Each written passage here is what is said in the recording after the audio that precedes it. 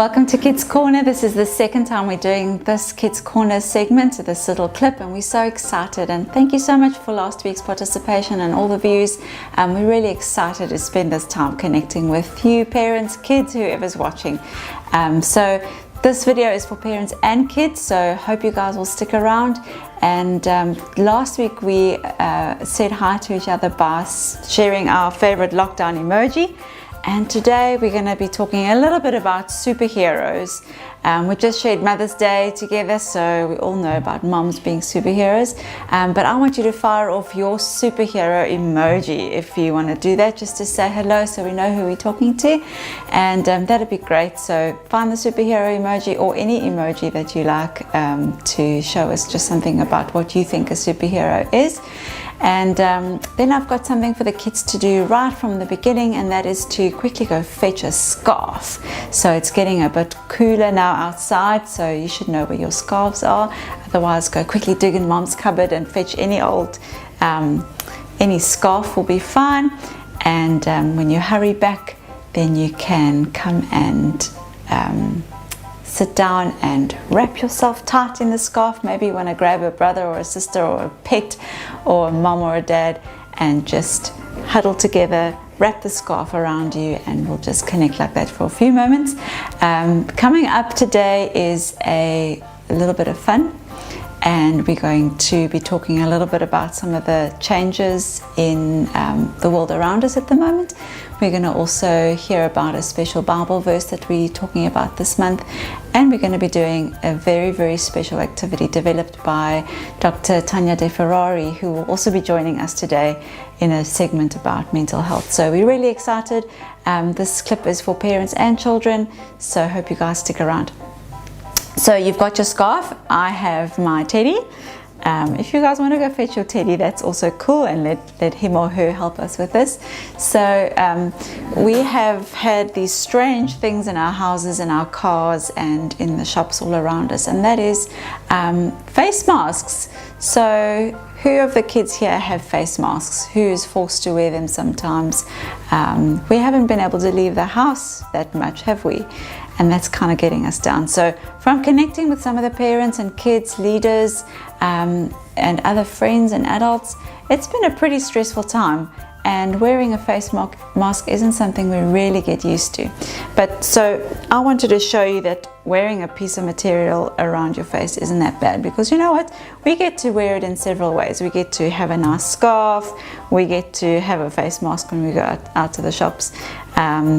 We get to play games at Kids Church. You'll remember some games that we've played where we need to blindfold ourselves. We can even wear play dress up and wear like superhero masks, where we can even have a superhero cape, and we can play dress up like that. So a piece of material doesn't need to be scary, and I think that's what we want to talk about today. Is even though there's lots of changes happening around us, it doesn't need to be scary. It doesn't need to it causes a lot of anxiety and stress, but we can also, once we get used to a little bit, we can find that we can have fun with it too. So today is all about just helping us cope with all these different things that we see around us and having some fun with it at the same time. So next up we're going to have some worship, and our worship team has prepared a little clip for you. Kids, I need you to get your superhero capes ready. I need you to get up on your feet, dance around, do some stretches, and show your moms and dads all of these next moves. He's the one who makes the sun shine.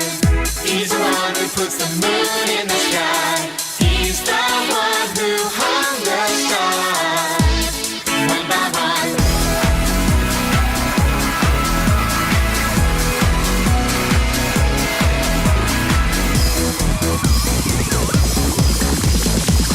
He's the one who makes the birds sing. He's the one who makes your dreams so high. He's the one who makes me smile. Day by day, Jesus.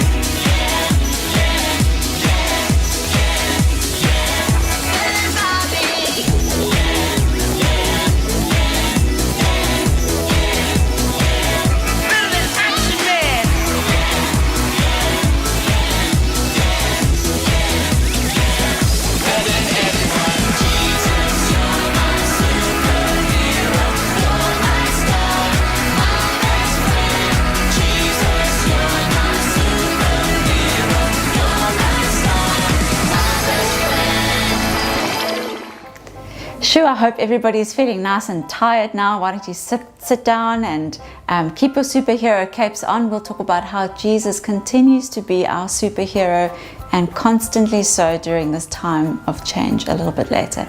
But first, we're going to hear from Dr. Tanya Defferary now about how she perceives some of the changes to be affecting our mental health.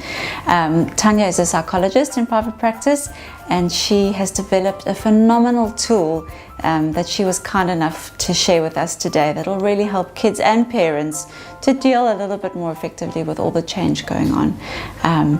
So kids, this part is also for parents, so if you want to dash out to get 2 pieces of paper and some pencils and cookies or crayons or whatever, some scissors and some glue, so Prit will be fine. Then we're going to watch Tanya explain this activity to us a little bit later and just talk about what's going on. So Tanya, first of all, thank you so much for being here. And I was wondering if you could share with us just how is lockdown and all things that is going on with COVID-19, how is that affecting our mental health, and more specifically, how might it affect our children's well-being at the moment? I'm sure parents are really interested to hear, because I've really experienced that a lot of kids, including my own, have had some emotional and behavioral changes in this time, and we don't always know exactly how to deal with that. Hi Zan, thanks for having me here today. One way that we're being impacted is feelings of fear and anxiety surrounding actually getting infected by the virus. And I think a big one for parents right now is the fear of returning to work and actually maybe bringing the virus back home. Then there are all the social and economic implications that are going along with this, and all the emotions. With months of isolation for some people, we're missing people. We're missing our families and friends and colleagues. As humans, we're ultimately social beings, and we do need some level of interaction with others. For some of us, especially with other adults. I think as humans, we generally don't like change, especially if it's out of our control. And I think this has been largely out of our control. So this has led to feelings of anxiety, depression, and hopelessness. For children specifically, we're seeing big changes in their routine. Parents are trying to homeschool, school from home. They're missing their friends. Parents also are working from home and trying to do all this at the same time. So that's impacting them as well. I'm seeing a lot of strain and exhaustion and burnout. This isn't an easy time. Being in each other's space every day is having a toll. Look, we love each other. It's not about that. But let's face it, we also need time apart. So if you notice that you or your child or other family members are feeling snappy and frustrated, or really worried and anxious all the time, tired or lethargic, feeling like you don't have any motivation, you don't want to do anything, or feeling quite hopeless or helpless about the situation, it's important to reach out. You don't need to do this alone. Yes, I think also for children specifically, this has been quite a huge adjustment, and depending on their age, also often I think bringing a lot with it, a lot of uncertainty and perhaps not fully understanding what's going on. I think it also depends on how we've explained it to them. So part of the activity we're going to do in the next segment is to really find a way to engage with our children, to explore how they're experiencing this. How are they experiencing the loss of their friends and school and going to the beach or the park, and then also how are they processing the uncertainty that they're feeling of what's going to happen when we actually get out there. What does the world look like now? What is going to change and what is going to stay the same? So I think it is really important to check in with them, but like I said, also first check in with yourself. Sometimes we forget about ourselves in this process as parents or adults, and we're trying to make sure that everyone else is okay. Be kind to yourself. Thank you so much, Tanya. In a short while, we're going to be doing the flower of change with you, and we're going to insert a part where God's love remains the same. So I've been thinking a lot about what in all this change, what actually keeps us grounded and stays us kind of sane and helps us to get through every day? And I think the answer is quite obvious. It's God and God's love. So this month in the preschool section, we are learning all about how much God loves us. And in fact, we read in Romans 8 verse 39 that nothing can separate us from God's love. And I think this is so appropriate when we think about all the changes that are around us and how life looks so different all of a sudden. That even this virus, even not seeing our friends and family, not going to school, none of the stuff that's happening around us can actually separate us from God's love. And that means that God's love is really strong, much like the superhero we sang about. And He loves us no matter what life brings. So it means that we can trust His love, doesn't it? And His love is unchanging. And since God is love, we can be rest assured that God and our relationship with God won't change during these uncertain times. So that's your encouragement, kids, parents.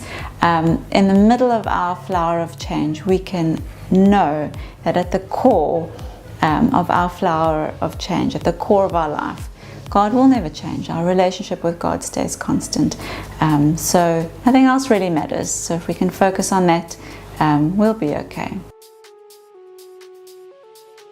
So what you're going to first do is you'll grab the first flower, which is on page 3, flower 1, and you're going to start by discussing the various people, activities or things that the child misses in his or her daily life. So for example, their friends and sport, school, going to the park, going to the beach, etc.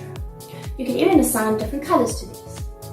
Now you're going to encourage the child to choose the top 6 things that he or she misses, and they're going to write one of these in each petal.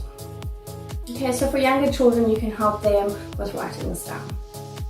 Next, you're going to spend a bit of time discussing what has been written in each petal, acknowledging the feelings associated with each of these, as well as the uncertainty that the child might be feeling about when they're going to actually have access to them again.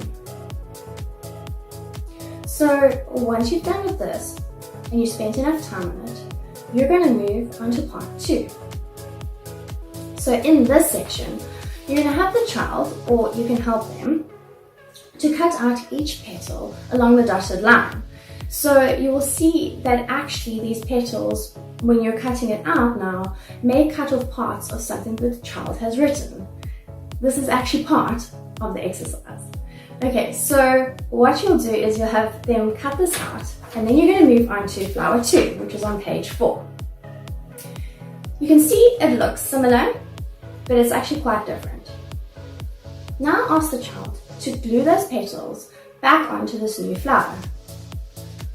They're going to find that the petals don't quite fit as they did before. So now you can help them find a new way of placing the petals back on.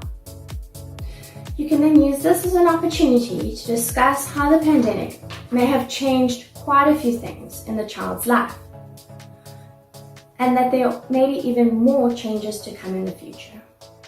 You can explore with him or her how life will slowly get back to the way it was, but that it's going to take a long time, and that it may not work or look exactly the same as it did before.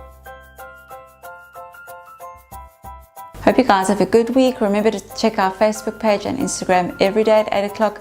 We'll post some daily devotions, the videos for Sundays, and some activities in between to help you guys get through every day. Dab. I think you should dab. Will you do that one? Do a dab. How do I dab? This way. Yeah, I'll try. To help me dab. You have to dab.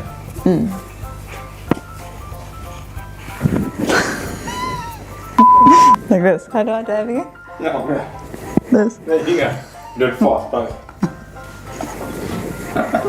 Okay. See me dress. Well, this is going to be the end of your video. So